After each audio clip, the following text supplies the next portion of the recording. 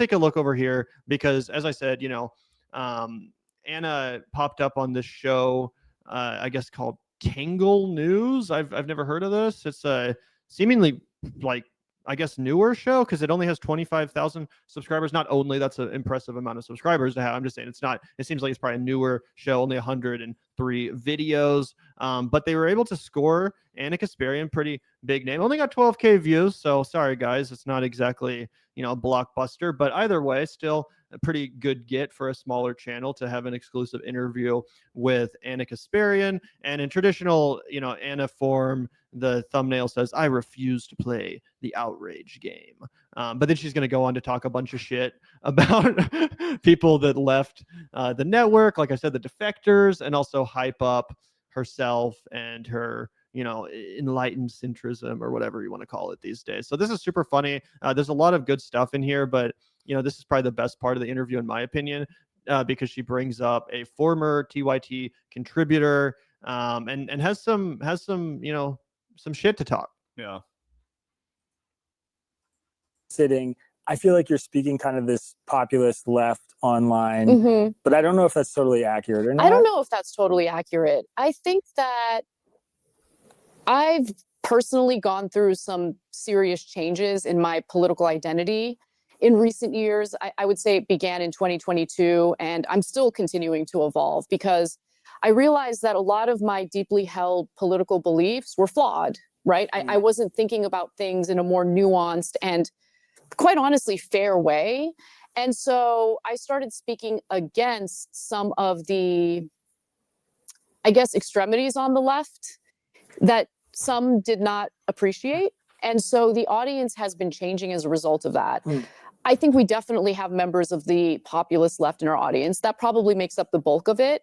But I will say the majority of communication I get from our audience members in the form of emails, typically more conservative leaning individuals who are like, that's your audience. I never hear from any of these lefties, but I imagine they're the silent majority. They've just all canceled their membership, stopped commenting anything positive, and not actually sending me any mail. Yeah, that's because they're gone, bro. They've now hit subscribe and tuned into our show. Yeah, pretty hilarious to just hear straight up admit that. She's like, yeah, pretty much everyone I get fan mail from is a fucking conservative. Oh God, the Ana Kasparian fan club, all these like incels out there online. They're like, Queen Anna, we love you. So fucking cringy, Jesus Christ. Form of emails, typically more conservative leaning individuals who are like, I disagree with a lot of what you say, but I really appreciate your honesty and your openness. Or sometimes I say things that change a conservative's mind. And so I want to kind of go out of the way to not have a one-sided audience. I want an audience of independent thinkers more than anything.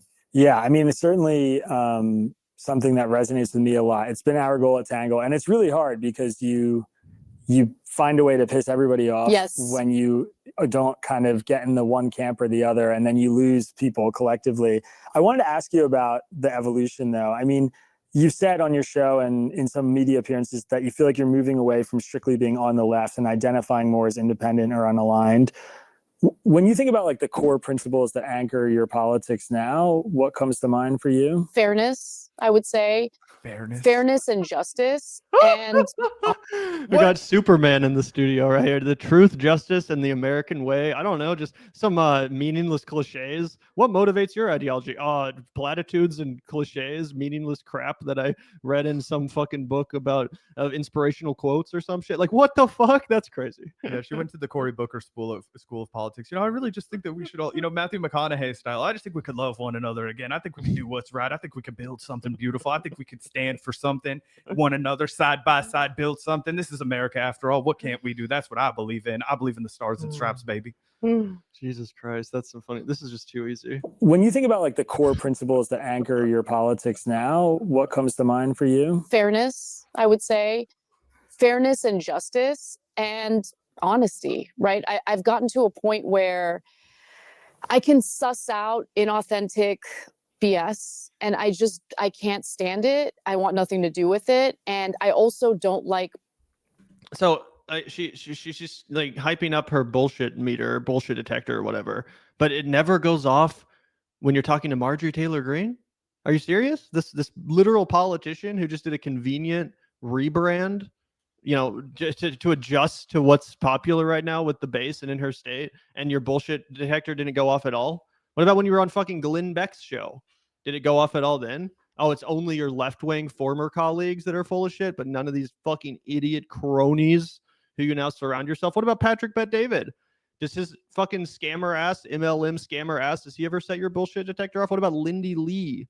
You know what I'm saying? Like Tucker Carlson? Literally everyone you've surrounded yourself is way more full of shit. I can suss out inauthentic BS, and I can't stand it. I want nothing to do with it. And I also don't like partisan rot. I don't like anyone who's partisan brain. Like, it's not that I don't like them as a person.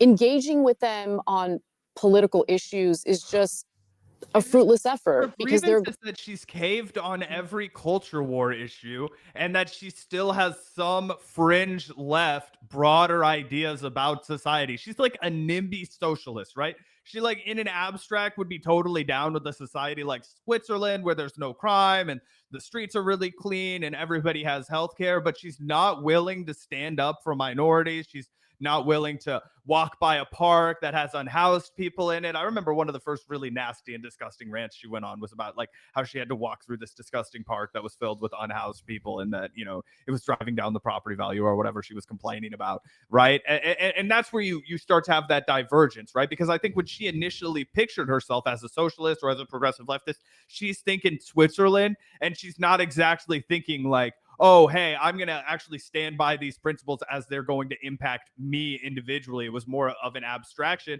And now on a linear basis, she finds that she just is a fucking Republican, because she's not actually interested in transforming society. She just had this neat little infantile vision for the first 10 years of her career. And now that the rubber's meeting the road and we actually have a fascist in power to fight, she's like, no, actually, I think these guys are pretty cool. Yeah, I mean, 100%. But I just think it's fucking insane that she keeps talking about how she really dislikes engaging with people who are hyper partisan and stuff. But she's only surrounded herself, like I said, Glenn Beck, Patrick Bet-David, Lindy Lee, all these people that she's surrounded herself in the last 6 months to a year are far more, guilty of partisan brain rot than the people that she used to hang out with and chat with on a regular basis. It's just genuinely crazy. She's using this as an excuse for her transition. Oh yeah, I mean, there's no there, right? I feel like it's just word salad to try and make herself feel good. Oh yeah, 100%. I don't like anyone who's partisan brain. Like, it's not that I don't like them as a person. Engaging with them on political issues is just a fruitless effort, because they're going to cheer for their tribe no matter what. I mean, a perfect example, I don't know if you're familiar with Graham Plattner, who's of course, yeah. So look, guy had a Nazi tattoo for 20 years.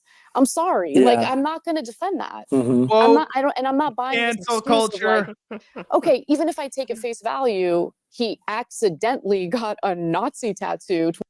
And he fucking did have it changed, unlike Cenk Uygur, who has not changed the name of his show, The Young Turks, which is literally named after the genocidal regime that did the Armenian genocide. So again, it's crazy to pearl clutch about that as you remain the fucking co-host of The Young Turks.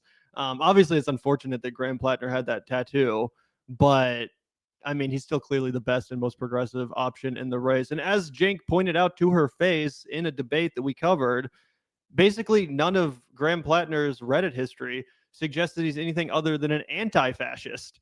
All of those Reddit comments are anti-Nazi, anti-fascist, anti-military. They're all like super left-wing and again, anti-Nazi. So literally there's no evidence that he's a Nazi other than some stupid drunken tattoo he got as a sailor 20 years ago. Yeah, and that's one of the reasons why it didn't stick, and it hasn't stuck, right? I mean, we just reacted to a poll the other day that had him up almost 7 points in the primary, right? So he's still doing really well. Now, it's not the same wide lead that he was once enjoying, right? But it was always kind of destined to narrow as more money was spent on his opposition, as Judy Mills kind of cemented herself in the race. But I think that it is really important to note that because of all of those things, the Nazi tattoo allegation was like very hard for people to follow, because it was like, wait, I thought you said that he said that people in rural Maine were racist and stupid. Like, that doesn't sound like something a Nazi would say. I thought he said that he was in the Socialist Rifle Association. That's not something a Nazi would say. I thought that he said that he hated fucking capitalism and that he, wanted a revolutionary stance in the country. That's not, something that a Nazi would say. So it's very incompatible. And yeah, it's very strange that Anna would say, I hate, politics culture. I hate jumping to a partisan side, and then take like the most flimsy position about something that she pretends to hate, which is cancel culture, and then embrace it just because it's Graham Plattner in a party she doesn't like. Yeah. 100%. Like seconds after that. Yeah, 100%.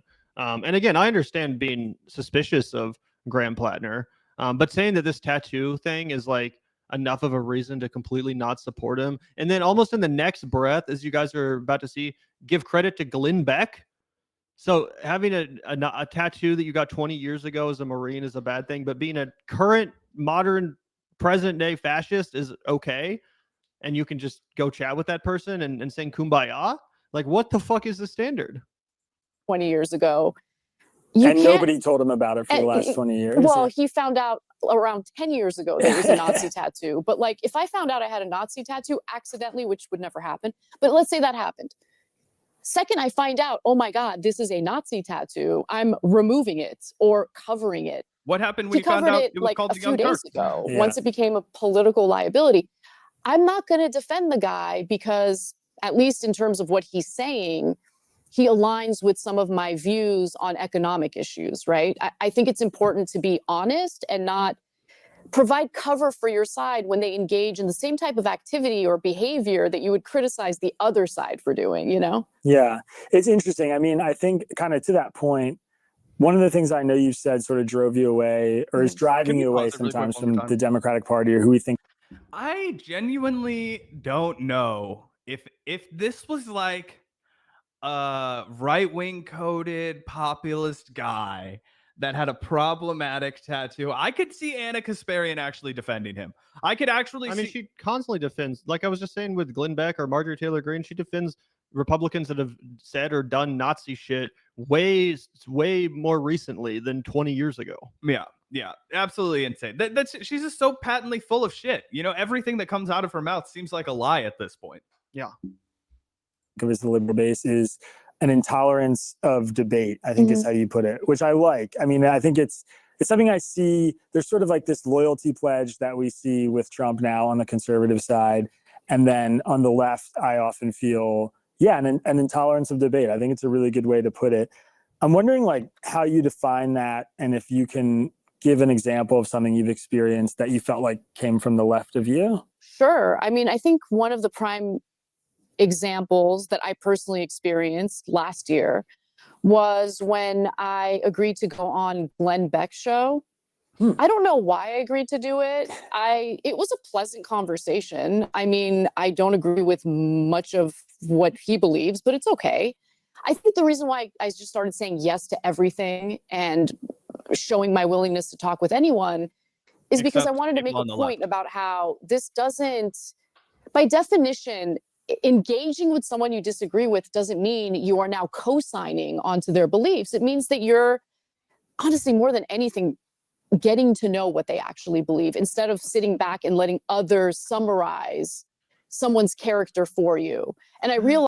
And again, she's talking about literal current day members of the fascist party that she's glazed and whitewashed the reputation of and went on the show for a friendly interview to poach the fucking audience of.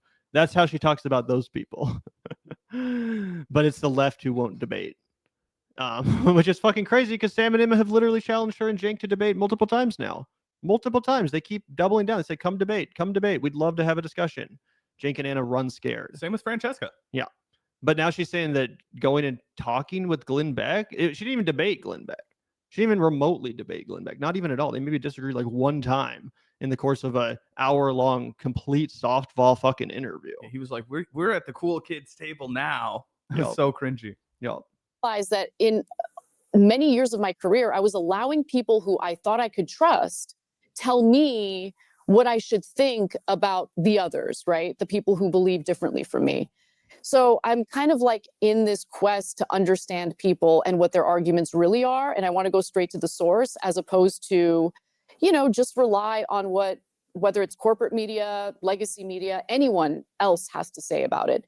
But once I did that interview, we had a TYT contributor who quit and made a spectacle about it. Just for going on the show. Just for going on Glenn Beck's show. Wow. He didn't cite anything I said that offended him. He made the argument that just by having a conversation with Glenn Beck, I'm harming Black bodies. I don't know what that means. I don't think I've harmed a single Black body or any body at all. But he quit in a very spectacular fashion. We lost a huge portion of our subscribers as a result of that. Wow.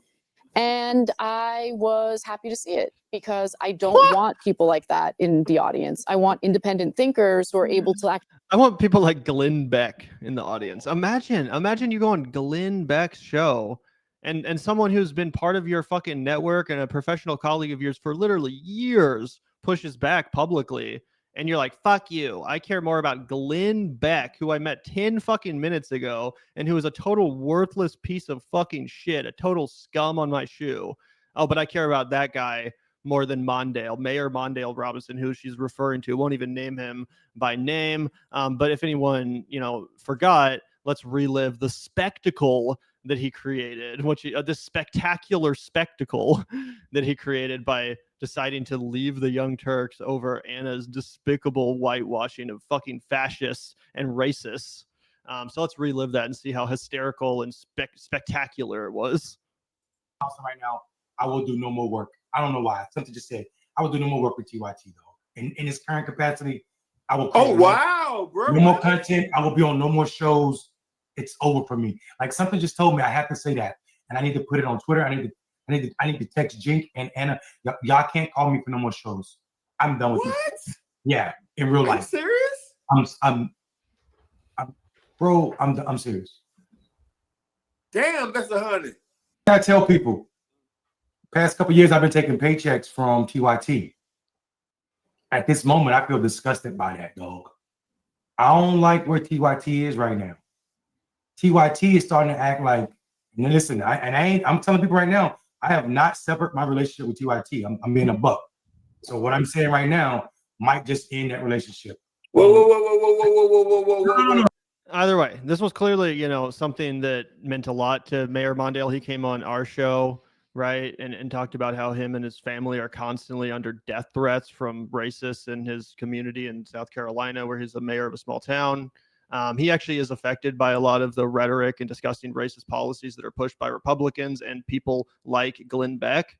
Again, you can go listen to our interview the multiple times, which he's talked about his experience as mayor. It's a real thing for him, right?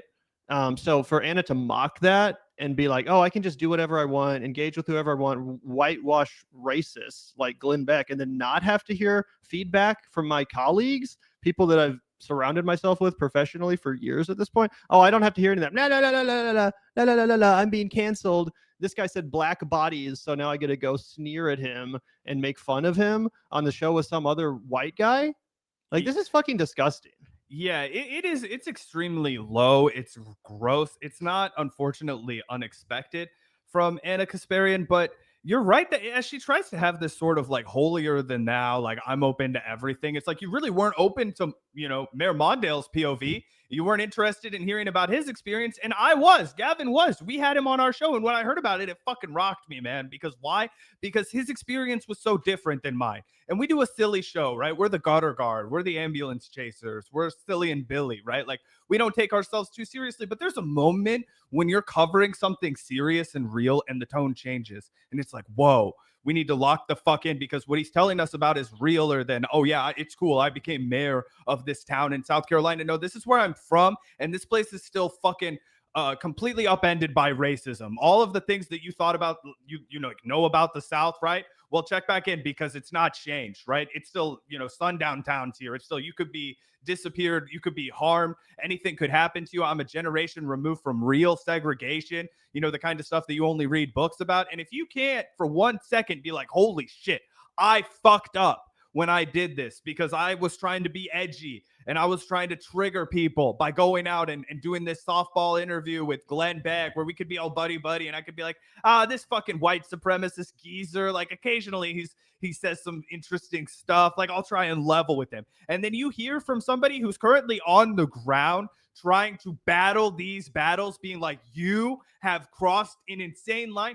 First things first, you need to offer that dude an apology. You need to be like, bro, let me check in with you. I'm sorry. Like, these things are recalibrating. Even if he decides he doesn't want to come back, you should understand that this is valuable insight into your network, right? Because this man represents a demographic of your audience that you need to be accountable to, right? He worked with you for years and years and years. He had trust in this institution that you completely violated, so much so he feels he needs to go out there and atone for it if he's going to continue to have the values that he has. And you want to learn nothing from that. You want to sneer at him, as Gavin said. You want to belittle him and make fun of him to an audience, a bunch of racist white people. It's insane, that kind of a fall off. Yeah, it really is 100%. And again, specifically right after talking about how the left won't debate anyone, But now let me go smear this guy who used to work for TYT behind his back while he's not here to defend himself, not even say his name, mock his argument against what I did. And then again, never debate the substance of it with anyone. And not just Mondale. She also forced Cenk to fire Francesca live on TYT after Francesca tried to set up a debate live on TYT. Francesca told us that she wanted it to be her and John Iadarola versus Cenk and Ana live on TYT. And Ana said no. And Cenk said no. And they fired Francesca for even daring to push back and try to publicly hash it out, right? Same with Sam and Emma. As we talked about, they've at this point multiple times now said, hey, let's debate. You guys disagree with us on some stuff. We disagree with you on some stuff. We ruffled your feathers. Sorry, let's fucking hash it out. And they haven't had a response. Cenk and Ana are too fucking scared to debate any of these people. Yet they will happily go on another show and talk about how the left is afraid of debate.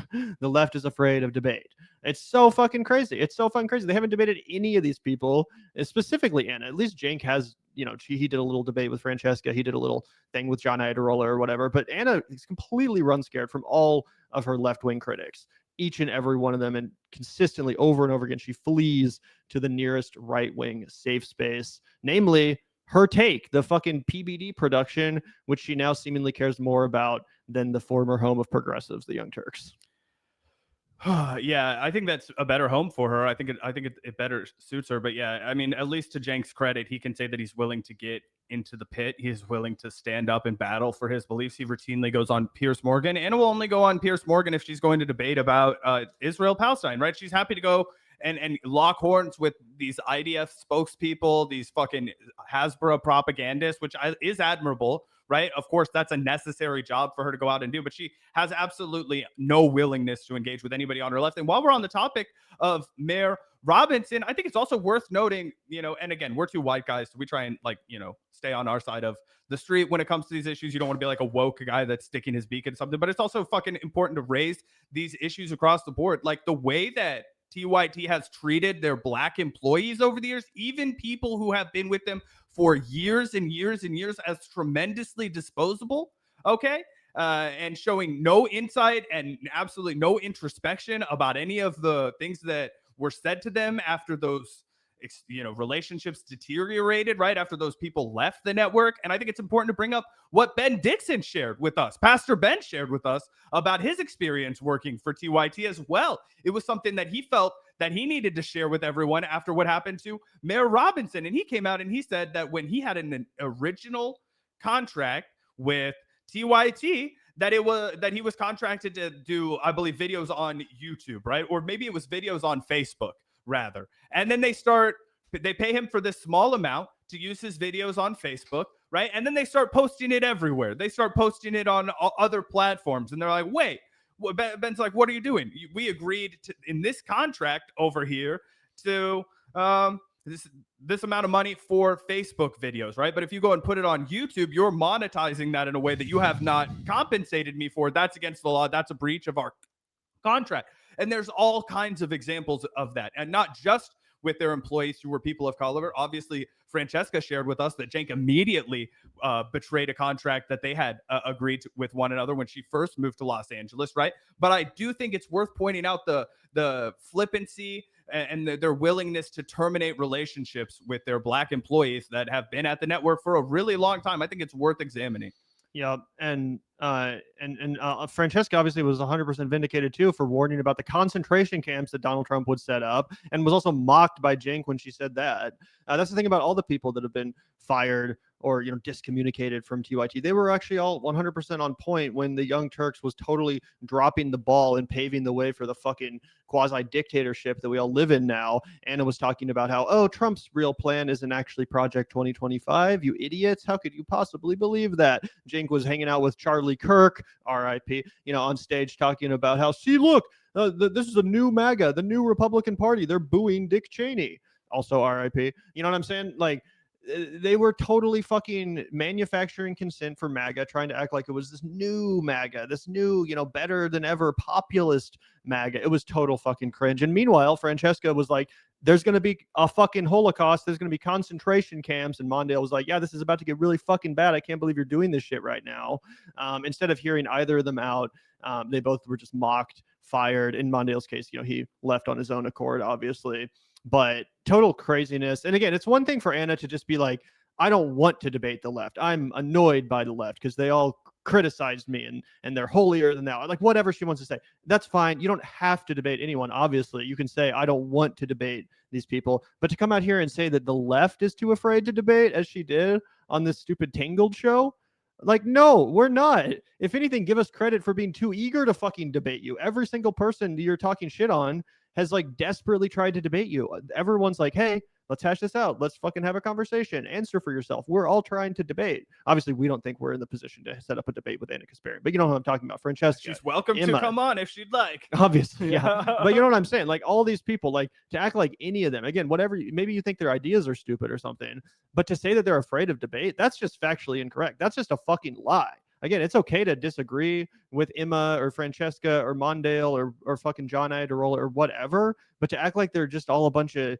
whiny scaredy cats that can't debate, are you fucking kidding me? You're the one that's been running scared and instead relocating every fucking time to the nearest safe space. As I mentioned, Glenn Beck, PBD, all this fucking crap. That's where you hang out now. Yeah.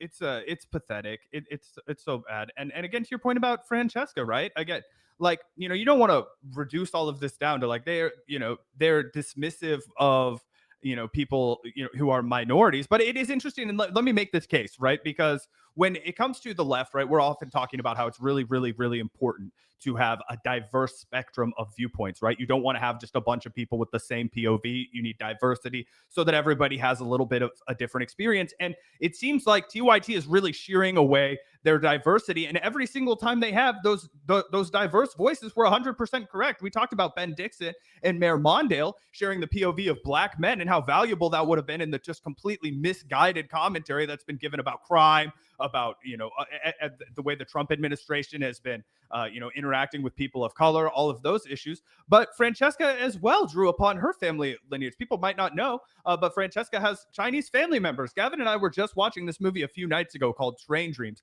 and it really reminded me of the horrors of the Chinese Exclusion Act in the way that one of the first like big purges of immigrants that they tried to do, these first pogroms that occurred in the United States were against Chinese workers that had been brought to America to build the railroads, and then they were treated absolutely savagely. Then they were brutalized and they were kicked out of the country with no other thought. It was terrible, and these were the kind of ancestral lessons that Francesca was also drawing upon, right? That's why diversity matters. To have somebody who was like, yo, my grandma, my grandma's grandma was actually impacted by this. We can't redo this element of history. This is a bad thing coming. And she talked about that with Cenk Uygur, and he completely dismissed her. And he was like, I'm Muslim. Don't you think I have the right to be the most afraid out of anybody? Donald Trump did a Muslim ban. And she's like, it's not a competition. You should be very opposed to Donald Trump because of that Muslim ban. I'm very opposed to Donald Trump because of that Muslim ban. I'm just telling you, I'm also anchoring this in my own history as an individual, and I think I'm offering valuable perspective.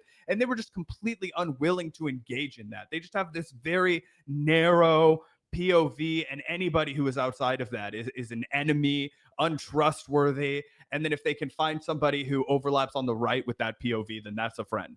Yeah, 100%. And again, just over and over again, taking people who they've worked with for decades in some cases and just mocking them, throwing them under the bus over substantive disagreements. It's genuinely crazy, acting like they're these triggered snowflakes. But then in the next breath, Ana will admit that she got so triggered over an ounce of criticism that she left the whole left.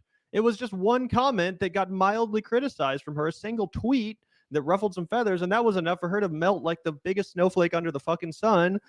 So much so that, again, she had to redeclare herself unaligned. Imagine getting so triggered that you have to change your whole entire fucking ideological association, the entire lens through which you see the world that you've been developing over the course of your like fucking 37-year-old life or however long Ana's been around. You know what I'm saying? Like 39. Yeah. 39. Yeah. You're like, nope, got to put on completely new frames in these ideological glasses I'm wearing because people were mean to me. And I couldn't go on the show to debate the birthing person. And I didn't like that people were laughing online. Completely pathetic.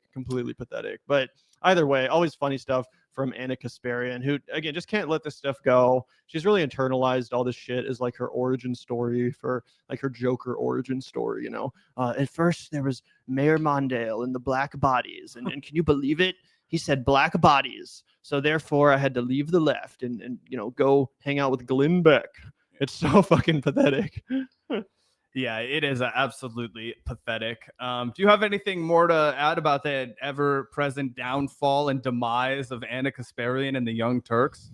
I mean, I don't know if I would call it a demise at this point. Demise of her, you know, credibility in my eyes. As a leftist, I guess I should say downfall. I don't know, because you're right. She's managed to resuscitate her career in a way that makes me uncomfortable. But to everyone in our audience, it's just like, what the fuck have you become? Yeah, no, I know. It's a real shame. Again, outside of Israel, where she sometimes still spits facts and, you know, takes Zionist goons to task. I'll give her credit for that. But again, at that point, it's like you can give Marjorie Taylor Greene credit. You can give Candace Owens credit for that. And those are seemingly Ana's biggest inspirations these days, Candace Owens and Marjorie Taylor Greene, who, again, I'm mature enough to give them both credit when it is due, where it is due.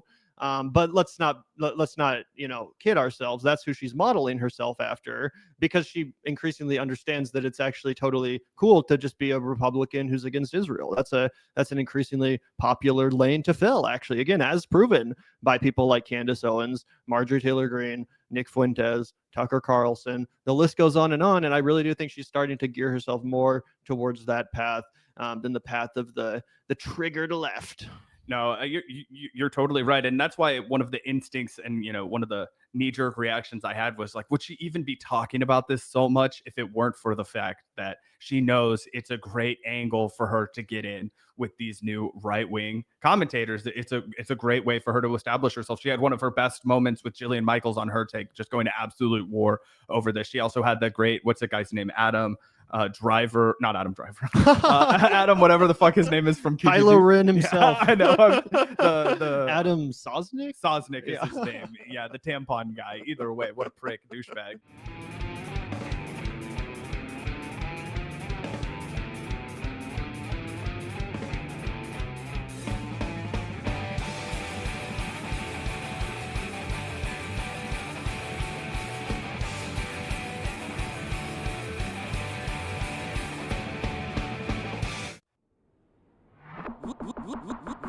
Look out the door if you hear an ambulance. The Vanguard will be there, sir. The Vanguard will be there, sir. The Vanguard will be there, sir. The Vanguard will be there.